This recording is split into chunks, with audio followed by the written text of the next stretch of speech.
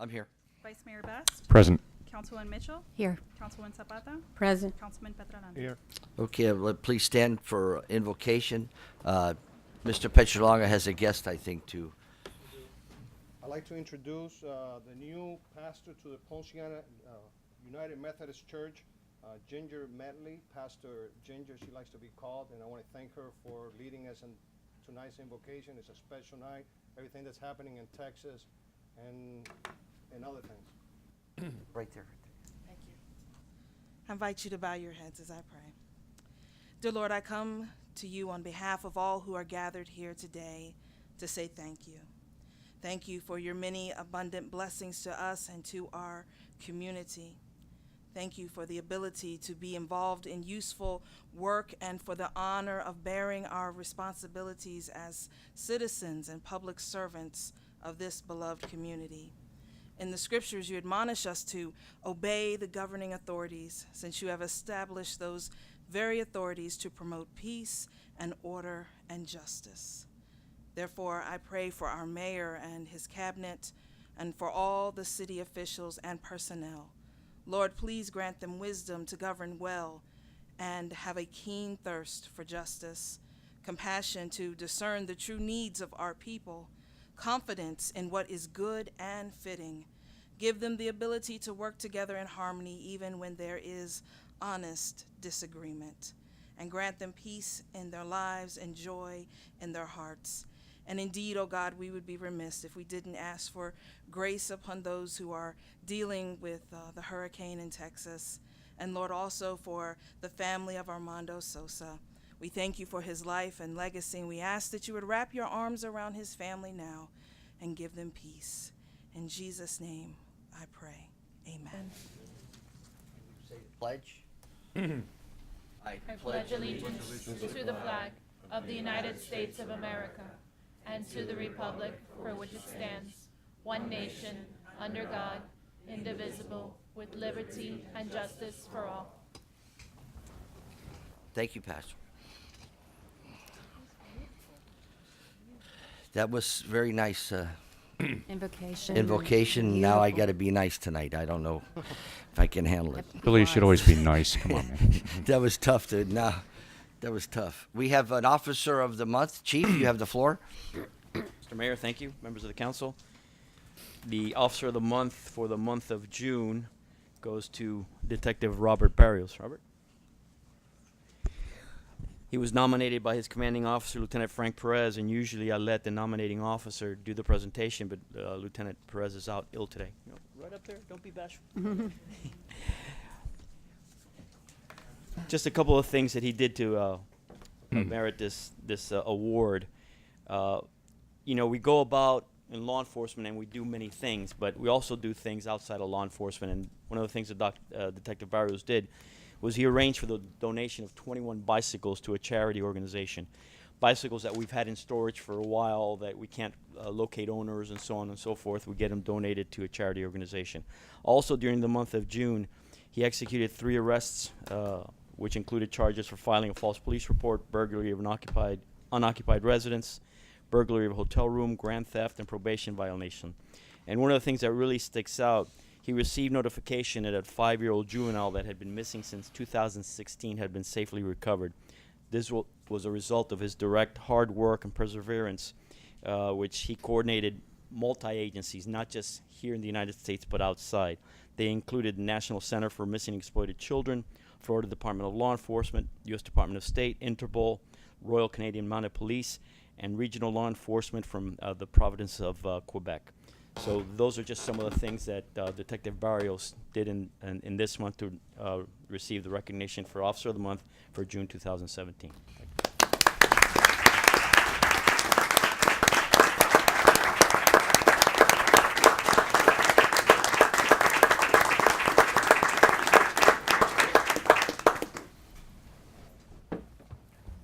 Thank you very much for the award. I'd like to thank Armando Guzman, our chief, first for taking the time, and as well as the award committee for granting me the award. And my Lieutenant Perez, who is not here, if he was, I would tell him thank you for the recognition. A lot of times we do some work and it goes nowhere. fortunately for them, June was not their month. So thank you very much for the award. Thank you. Appreciate it. Thank you. Thank you, Mr. Mayor. Thank you, Chief. We have some special guests here tonight. We have our Commissioner Rebecca Sosa, the best commissioner in Dade County.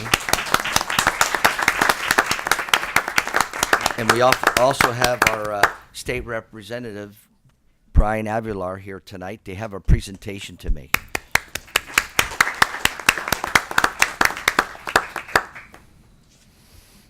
Mr. Mayor, council members, all our administration, attorneys, our friends. What a pleasure to be here again in this beautiful city. I was telling all the members of the board that every time I come for an event or just to pass by or to see how things are, I want to thank Representative Avila because we just had an event. We are planting more trees, thanks to him, in this beautiful city. And when you see the family-oriented community, when you see all the families walking together, you see the beautiful houses, you see the beautiful trees, you see everything so clean, you have to be very proud of the city that you're living in. And I am proud and honored to represent all of you. Thank you from the bottom of my heart. Thank you, Wow. Commissioner. And thank you, Pastor, for remembering my husband. It has been already 3 months. It has been very hard, but the Lord is the only one that decides those things for us, and He will always stay with us and guide us. Thank you for remembering him. Representative, if you want to say a few words before we start? Sure. Go ahead. Thank you, Commissioner, Mayor, council members, and residents. Let me just first and foremost say that the tree planting event was also, in large part, due to our great commissioner, and I think the mayor mentioned that we're lucky to have such a great commissioner. That's right. We would say she's the greatest commissioner that we've ever had. Yeah. Certainly. So it's truly an honor to work with her on, especially on special projects like the one that we were able to just work on. And with that, Mayor and council members, I just want to say thank you for all of your hard work in making sure that our great city is operating efficiently and is as beautiful as ever. Thank you. Thank you. Thank you. And you know, Representative, there was one day, one sad day, and we cannot compare ourselves to anything that happens anywhere else. Our prayers go to Texas today. What they're going through is terrible. But this beautiful city had a nature encounter a few months ago. It was a tornado. There were a lot of people affected because of that tornado. There were houses affected, the infrastructure. There was trees affected. And when I came to the city running, when I realized that something happened, and I started walking towards where the problem was, I found wonderful people working in your streets that immediately told me, here's the damage, here's the solution, we need to help the neighbors. All the neighbors were outside talking. All the members of your staff, Mr. Mayor and members of the council, were giving support to the neighbors of this city. When I saw what was happening, the manager told me, we need help. I said, whatever is needed. It's so beautiful to work together as a county with the cities that are part of this beautiful county, because that's the only way that things get done. And today, we want to use this moment to recognize those who made a difference in the life of the residents of the Springs, because one person cannot solve all the problems. It's teamwork. And it's leadership from the table towards the people that they select to represent the beautiful city. So commendations to all of you. And I'm going to start calling some. And if you want to join us, I don't know what your protocol is, but I would love to have all of you so we can recognize those who made it. We'll come up. You're the boss. We'll come up to you. Let's go. I want to call Tom Nash, Public Works Director. Where are you?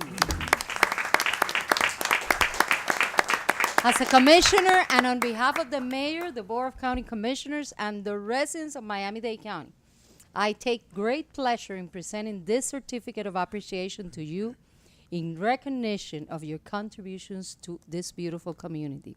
The role that you played during the aftermath caused by the tornado in the city of Miami Springs was remarkable. I thank you. I thank your value, your role, what you did, what you played for the beautiful residents of this city. And with that, we want you to stay here with us so we can recognize everyone. Omar Luna, Parks and Recreation Director, another one who played a super important role in making sure that the solution and the safety of the residents was fast enough. No, thank you. Chief Armando Guzman, what can we do? There's nothing in this county that we can do without those who protect our community. Those who come fast, they evaluate the situation, they see what the danger is. Chief, from the bottom of my heart, what an honor. Thank you, sir. What do we have? Armando Fernandez, External Affairs Manager from Florida Power and Light.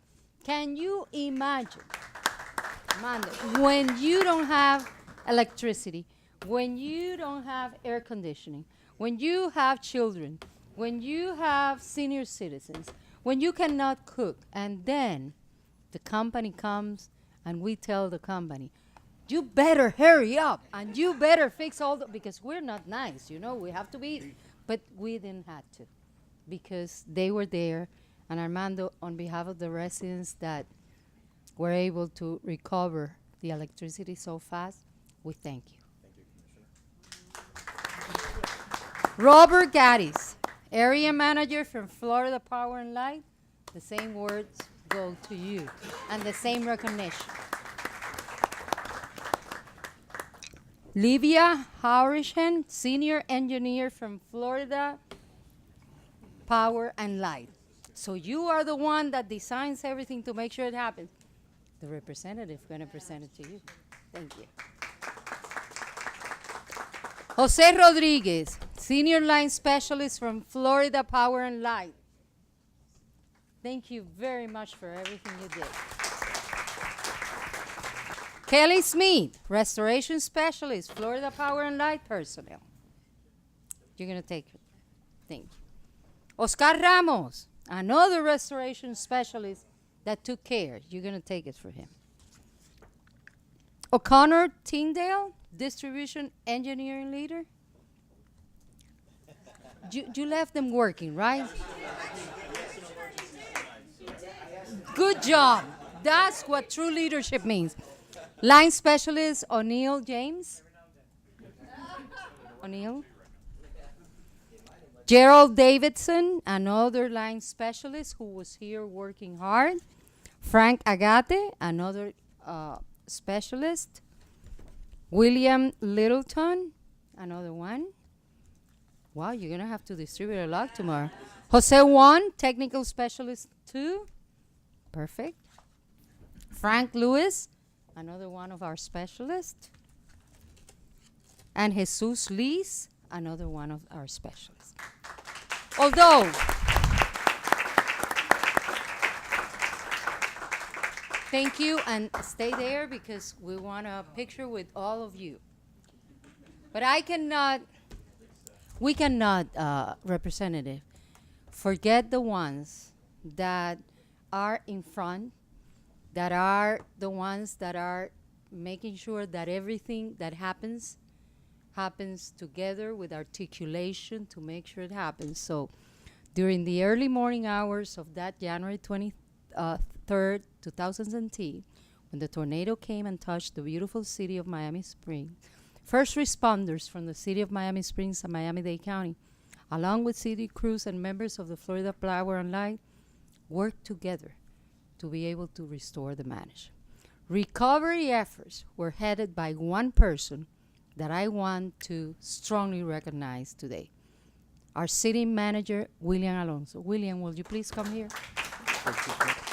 who worked together with all the public works people, the managers. But he was there. He was making sure that everything that was happening for a reason, for what you represent, and for the safety of the neighbors. I am very proud to present to you this plaque that we commend our city manager, William Alonso, for the merit of what you did for this beautiful city and the residents of the city. Only did my job. Thank you very much, and we hope this is the last time we need you.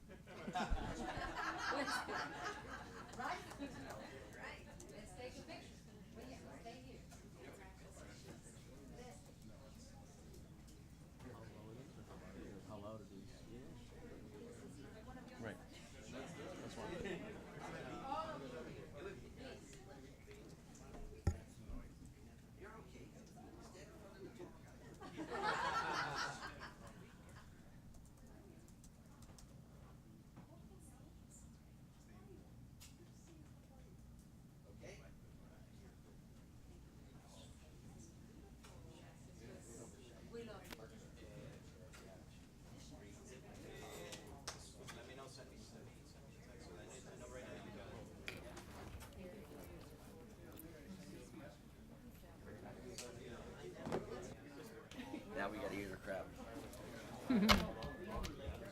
Yep.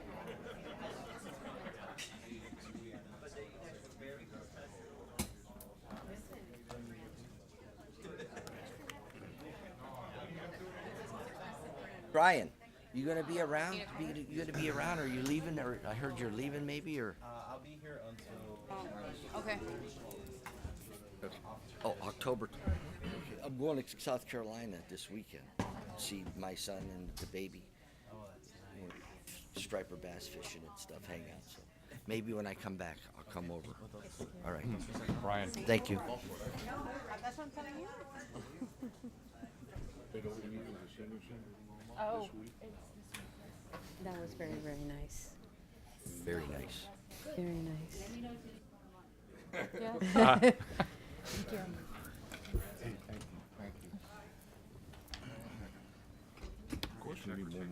You do need audience. I don't know. Hey, Willie, you gotta put that in your office, man. You can't. Yeah, it's right here. She told the whole story Don't, really don't nice. want to put it downstairs in the hall.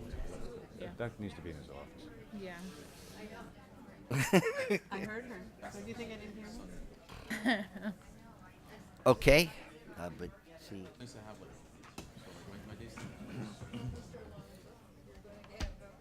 Talk about it. But that's pretty. No, that That's very needs to nice. go in his office. Very nice. Yeah, they want this in your office. Yes, not I downstairs. insist. Let me call you up. We got another. We'll Yes, sir. wait just a little till they. You got to go somewhere? Okay, just wait half an hour. Julie. Julie.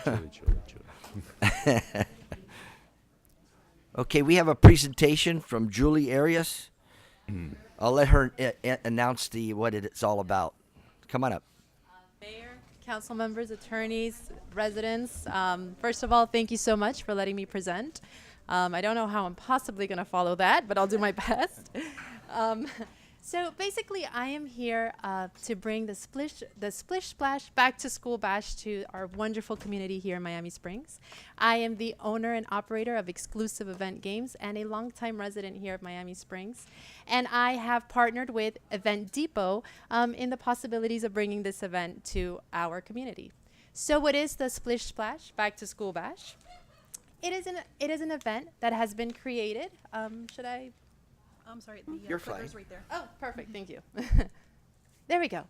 The Splish Splash Back to School Bash is an event that has been created to cater to our families with children in the area. Let him shut the door. Yeah, have him shut the door back there. Yeah. Sound like an elephant back there. 62.5.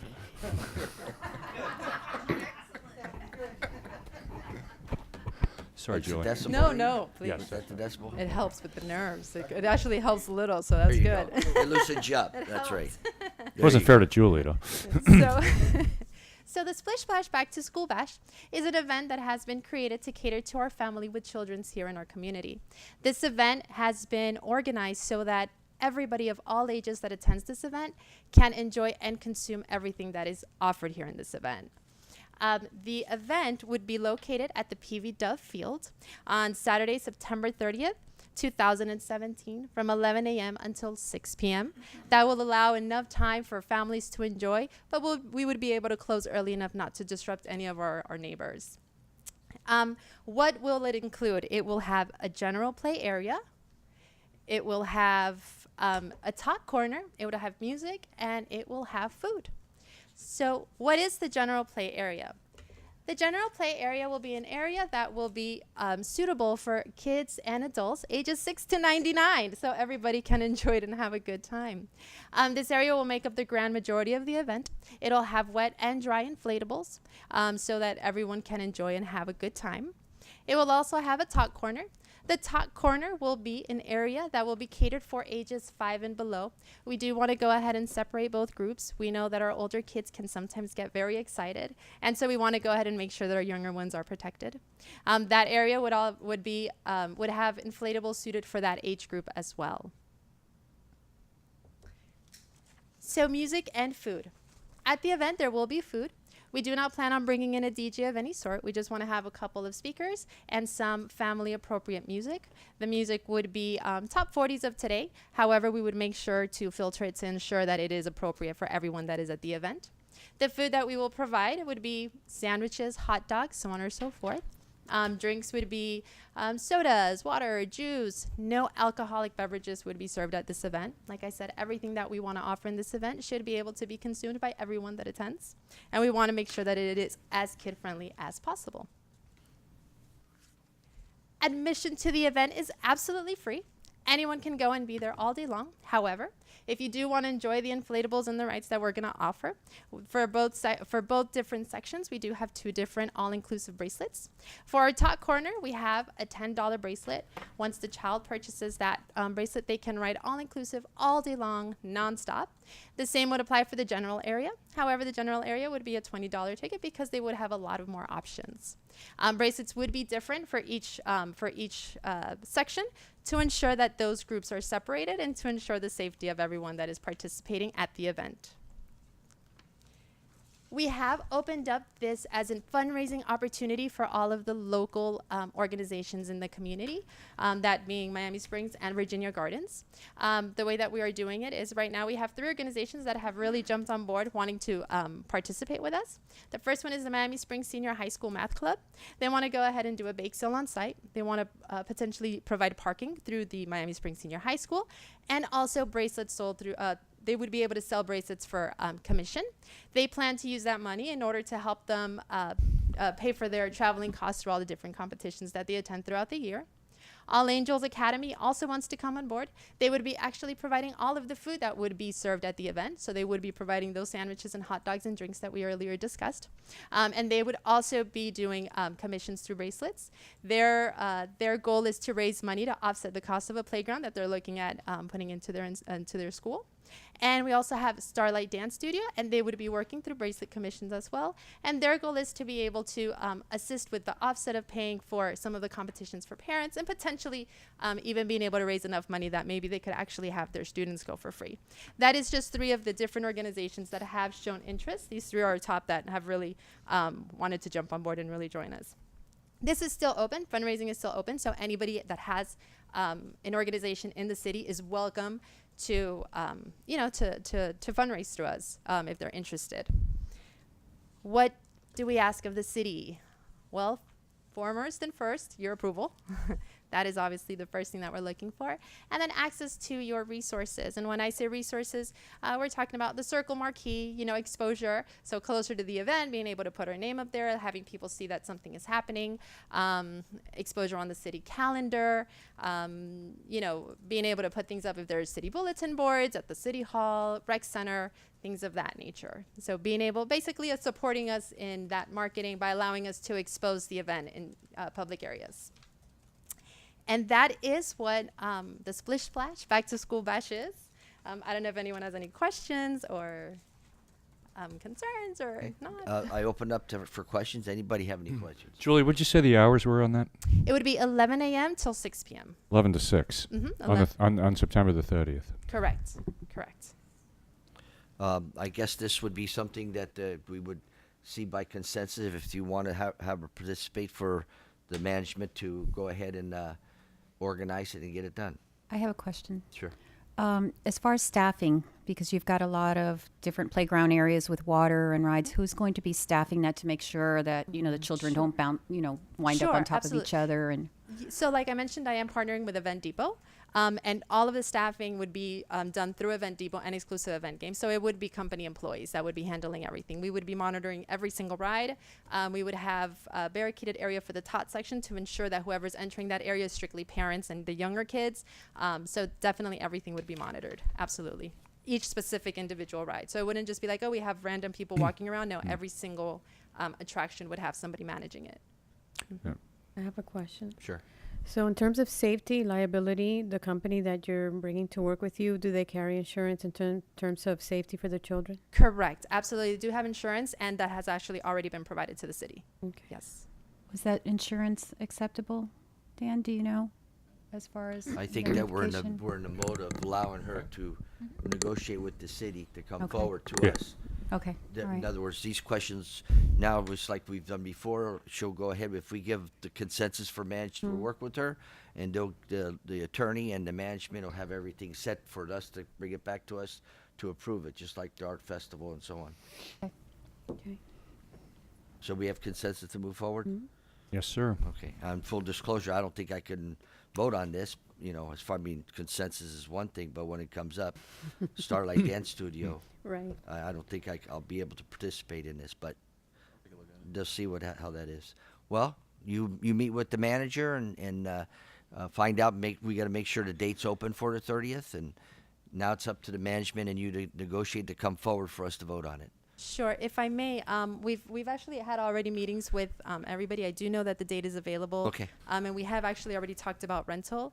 And given that it's so close, it's literally a month away. I would need to be able to really push it as soon Well, as possible. there's- They've already provided the event, the special events application with all of their, we've already gotten, the process already reviewed But that's by. not proposed here in what we have here. Yeah, well, they did. You only have a presentation Right. and their presentation. If you had all this stuff negotiated and gone forward, it should have been an item to vote on. Well, what they did come to us was just with the presentation, and then they did turn in their event Well, application. then so the question with the is, insurances. the question to the attorney, is this votable to go ahead and go forward, or do we have to have a agenda item next meeting to do it? Can we add a caveat to that in that let's go ahead if we were to approve it with the understanding that it's got to pass due process relative to the insurance issue. It's on the agenda. I don't know, the presentations, we don't really review and vet them. But there's enough information to keep the community apprised that you may consider an event tonight. So Okay. you can approve it subject to final approval by the By staff? by staff, that they meet all the conditions for the event. Okay, through the chair, motion to move. Mayor, I think you're okay. It's your daughter's nonprofit participating in a fundraising event. There's no pecuniary interest to her as it's a nonprofit or her company. Company? No, it's her company. Yeah, it's private. I don't have to vote. I can. Yeah, I think you should stay away from it then. Do I have Is to it- go out of the room? Is it for? Are they just participating in it, or are they actually fundraising for the? There is fundraising. Yeah, there would be fundraising think she for their fundraised. company. Is she fundraising? But it's for the benefit of her company. Correct, of her dance team. Yes. Yeah, yes. I'd stay out of it. Yep. Do I have to leave the room? No. You can walk off the dais if you like. Do I have to You have pass to the go gavel? under the Pass the desk. gavel, and we'll get you to fill out a form. Pass the gavel to. I gotta go to the bathroom. There you go. There you go. I was gonna cover for you. You didn't have to say anything. Until I get home and see my daughter, I'll tell you.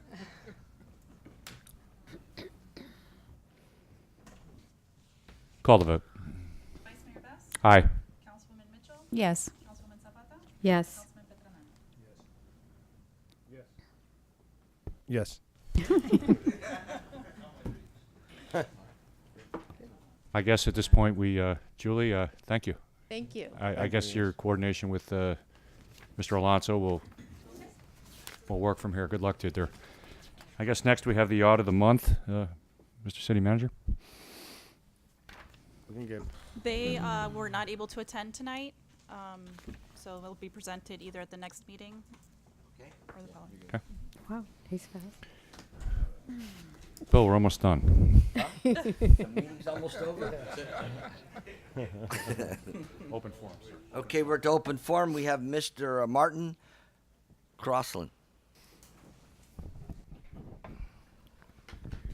Good evening, Mayor Bain, council members, residents of Miami Springs. I'm Martin Crossland.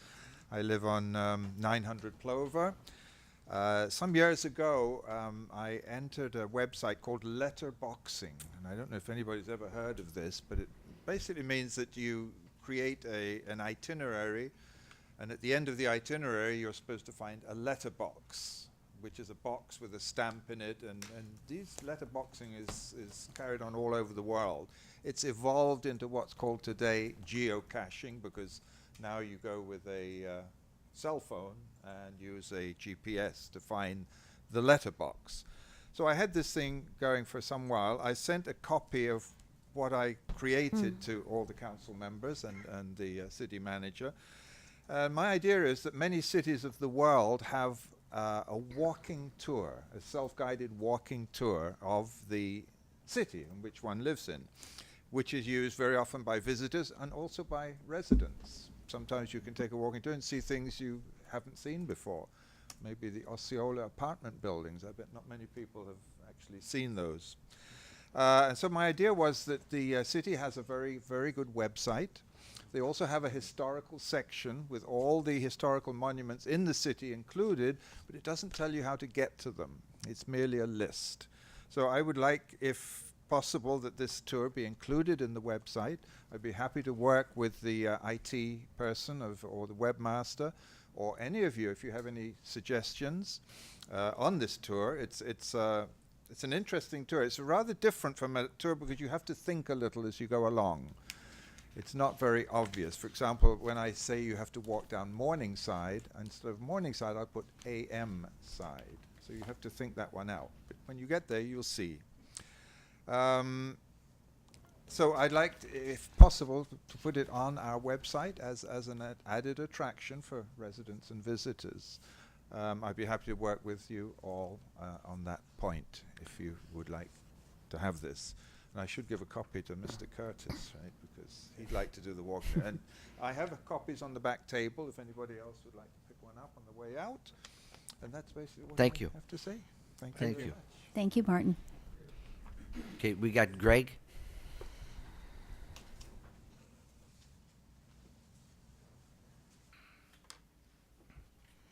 Good evening, Mayor, council members, residents. My name is Greg Mastre.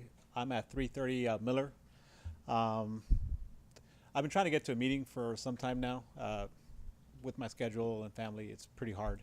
But some time ago, several months, probably about over 6 months ago, I emailed the city manager in reference to issues that we're having on our side of the neighborhood. I let former Mayor Garcia know about it as well. On our side, apparently, there seems to be an increase in residency in the apartment buildings over there, and a lot of the residents have taken up on taking overflow parking at Stafford Park. It wasn't much of a big deal at first. It's gone from 5 to 10 cars overnight continuously to now you can go any evening and you'll have parks from East Drive, and if they could, they'll go all the way down to Forest. It's becoming an issue with even your staff, maintenance staff, taking care of Stafford. Sometimes the cars are left there for several days. They can't mow, so when they actually do leave, you have sections of high grass. They leave lots of garbage. My house personally has been broken into about 3 times in the last 5 years. Foot traffic on my street alone has increased dramatically. You have people coming up and down the street constantly to get to their cars. That being said, obviously safety is one of the big concerns for myself, but also that part of the city doesn't look good with all those cars parked there. I know it's also an issue with some of the apartment complexes that are further east. They tend to park along the sides of, I guess, the buildings that are near to like Office Depot and whatnot. And there are some signs over there that say no parking anytime. I don't know if that's enforced regularly or not, but at least in my section, I am looking for some type of assistance or relief from the city to help out with that. I don't know if there is a way that you guys can coordinate, no parking, overnight parking, or no parking when, lights are out at Stafford Park to help out with that. Like I said, that area of the city isn't looking very good right now. With that said, whatever assistance or however it is you guys can guide me as far as, is there any further action you need from me to kind of address that issue? I've spoken to some neighbors, we're willing to petition if that's something that we have to do, or if there's any way that the city can go ahead and put some sort of ordinance in play that would alleviate this problem. Okay, thank you. Thank you. We'll discuss it later. Thank you. Arlene? The admin, yeah, 330 Miller. I realize I'm on the wrong list. Do you want to wait then? No. Sure? I've been here the last couple of meetings and I've been really quiet. I'm not waiting anymore. I can't hear you, I'm sorry. Can you hear me? Oh, okay. What decimal reading are we getting? Okay. Council members, mayor, city manager, city attorney.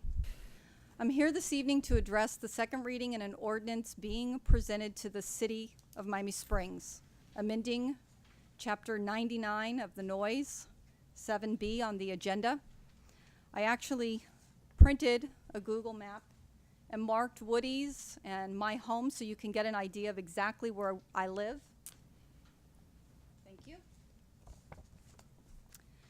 This conversation and the work by the City Council has been a long time issue that really needs to be resolved to the betterment of the residents in the community, especially those residing in the immediate radius of the business that's generating the noise disturbance. For those of you who are new to their council seats, this conversation about the noise disturbance being generated, for which I specifically make reference, has been going on since 2013. Again, a very long time coming. I know this has not been an easy fix, and I know what you all are doing up there is not an easy task. But in attending the last council meeting of August 14th, reviewing the language of the second reading, and taking sound measurements this past Saturday evening, I'd like to provide you with some additional information at this time. My business, my residence at 549 Payne Drive, is located approximately 575 feet from the business generating the noise disturbance. The address of 600 Payne Drive, so that we're all clear. This is well beyond the 100-foot measurement from the property, which is emanating the noise disturbance. I do want to say for the record, yes, the business establishment has been a bar for many, many years.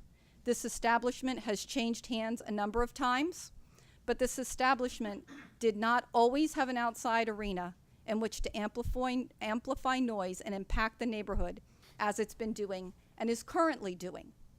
And I want everyone to know that I have resided in this house long before this establishment added on to the back and began having concerts every weekend. Various sound measurements from Saturday, the 26th of August, between the hours of 7 p.m. and 11 p.m., ranged consistently between 60 to 75 decibels. At these levels, including the lowest of a reading at 60 decibels, the words being sang were clearly audible from my yard. This making the enjoyment of sitting outside for the evening, quietly listening to privately streamed music in our yard, an impossible adventure. Further unnecessarily interfering with the enjoyment of life and property, including outdoor recreation. And I want to say, for the record, I'm a reasonable person with normal sensitivities. And taking these various sound measurements from Saturday between the hours of 7 and 11, from the apartments immediately across the street from this location generating the noise, the reading was 75 to 98 decibels. These readings don't promote healthy hearing. They don't provide for beneficial human health and welfare for any of the residents or the children who are living in the radius of this noise disturbance establishment. The ordinance being submitted for amendment also provides for the change of hours that the noise disturbance is going to be generated. It's currently 10 o'clock. You all are now proposing 11 o'clock.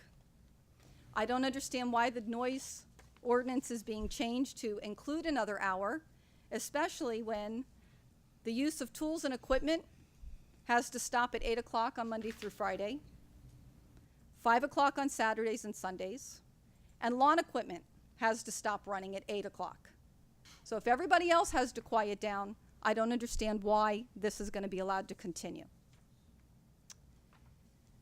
Additionally, I understand the discussions taking place to the possible rental of the pool for private parties will not provide for those customers to have amplified music.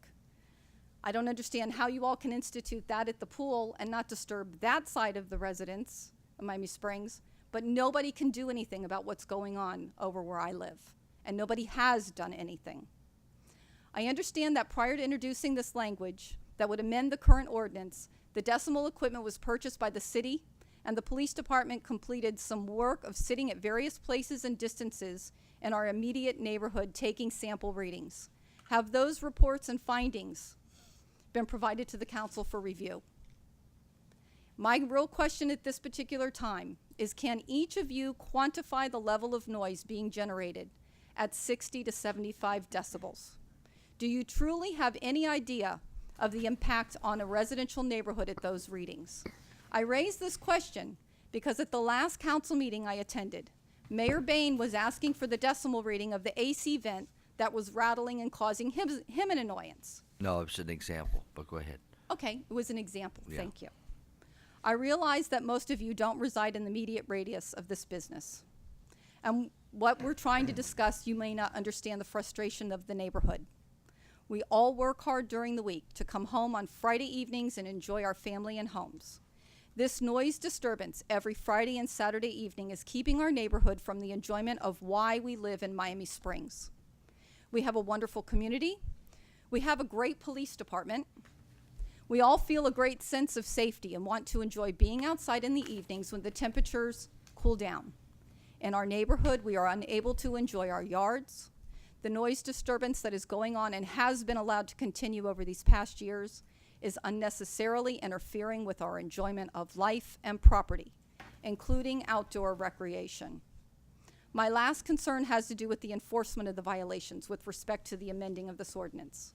Up to this point, with the neighbors calling the police department, requesting complaints be made and cases be opened, City Hall has not provided the owner of this business establishment with a violation. Over the last 4 months, Mr. Alonso doesn't even return my phone calls on Monday morning anymore. I'm trying to find out, what are you doing? Do you know what's going on? How are you going to help us? And now for 4 months, I get no return phone calls. In short, will this practice change moving forward? And is the city going to step up to the plate and enforce the noise ordinance once the language been fine-tuned and amended?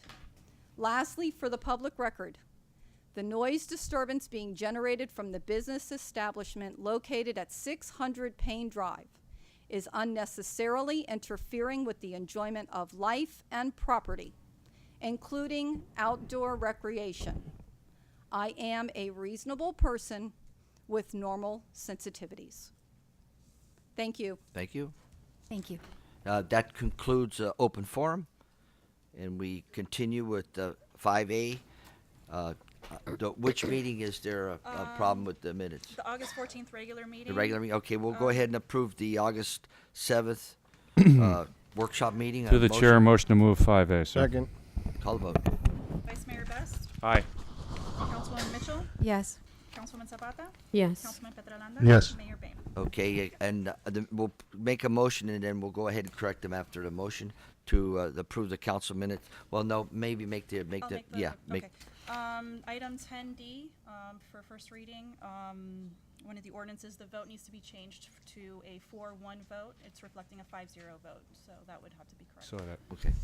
Yeah. Through the chair, motion to move 5B with that amendment Second. inserted. Call the vote. Vice Mayor Best. Aye. Councilwoman Mitchell. Yes. Councilwoman Zapata. Yes. Councilman Petralano. Yes. Mayor Bain. Yes.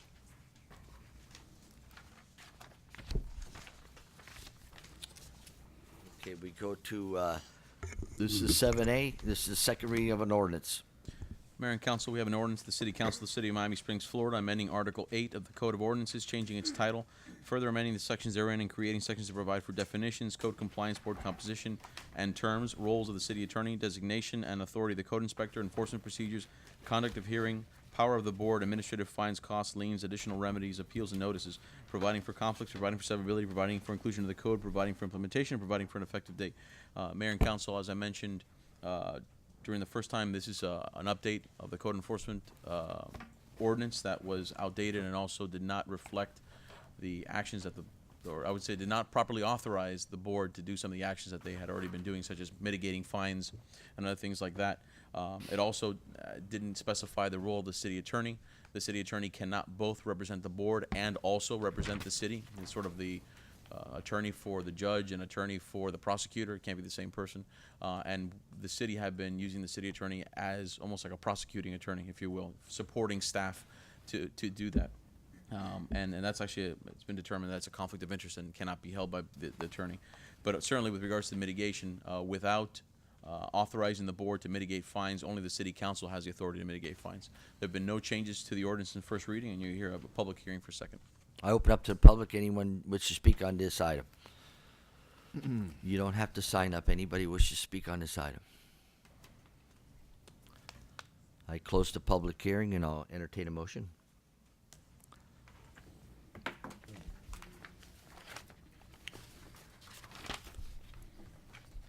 Through the chair, motion to move item 7A. Do I have a second? I'll second it. Do we have any discussion? Call the vote. Vice Mayor Best. Aye. Councilwoman Mitchell. Yes. Councilwoman Zapata. Yes. Councilman Petralanda. Yes. Mayor Bain. Yes, we go to 7B, second reading of an ordinance. Okay. Yes, Mayor and Council, we have an ordinance of the City Council of the City of Miami Springs, Florida, amending Chapter 99 noise by updating definitions and enforcement standards, providing for conflicts, providing for severability, providing for inclusion in the code, providing for implementation, providing for an effective date. Mayor and Council, since first reading, there have been some revisions to this ordinance. Give me a moment to pull it up. First and foremost, specifically, there is a difference in the decibel reading between specifically with regards to a continuous sound and an impulse sound. As was given direction by the council, you have continuous sound, which is a weighted sound that's recorded over a period of time, and an average is taken of that sound, and that's a decibel reading, and that establishes the ceiling for average sounds. Then you have an impulse sound, which cannot exceed a minute, which you can think about it as a horn blasting or the passing of a truck. Cannot exceed a second, and that is an impulse. So that is the ceiling that sits on top of the regular cap. And there are two time frames. There is a daytime and an evening. And also we went ahead and, no, I think that's the only significant change that we did. But both instances serve as prima facie case evidence of a violation once the reading is taken, and it eliminates quite a bit of the subjectivity associated with it. As I mentioned last time, there are a list of acts that are prohibited generally. The subjectivity of the ordinance has not been completely eliminated. You have to give code enforcement officers and police officers